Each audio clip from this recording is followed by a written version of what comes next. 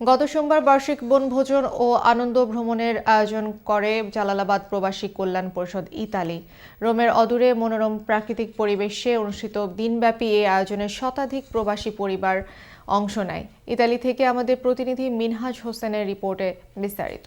প্রবাসীদের অধিকার আদায় এবং পারস্পরিক সম্প্রীতি ও ঐক্য সুদৃঢ় করার লক্ষ্যে ইতালিতে বৃহত্তর সিলেটবাসীর অন্যতম সামাজিক সংগঠন জালালাবাদ প্রবাসী কল্যাণ পরিষদ ইতালির উদ্যোগে বার্ষিক বনভোজন ও আনন্দ ভ্রমণ অনুষ্ঠিত হয়েছে। রোমের অদূরে পাহাড় ও মনোরম লেক বিস্তৃত প্রাকৃতিক সৌন্দর্যের লেক লাগোদি ব্রাচ্ছানয়ের তীরে আয়োজিত এ বনভোজনে সংগঠনের সদস্য, তাদের পরিবার এবং বিভিন্ন শ্রেণী পেশার বিপুল সংখ্যক প্রবাসী বাংলাদেশী অংশগ্রহণ করেন।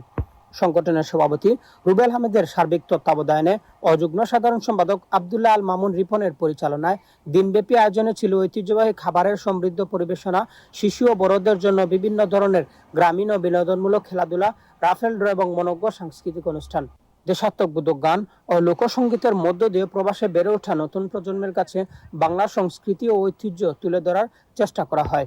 অনুষ্ঠানে সংক্ষিপ্ত আলোচনায় বক্তারা বলেন, প্রবাসীদের অধিকার ও স্বার্থ রক্ষার পাশাপাশি সামাজিক বন্ধনকে আরো সুদৃঢ় করতে এ ধরনের আয়োজন গুরুত্বপূর্ণ ভূমিকা রাখে। তারা ভবিষ্যতেও প্রবাসী বাংলাদেশিদের কল্যাণে সংগঠনের কার্যক্রম আরো গতিশীল করার প্রত্যয় ব্যক্ত করেন।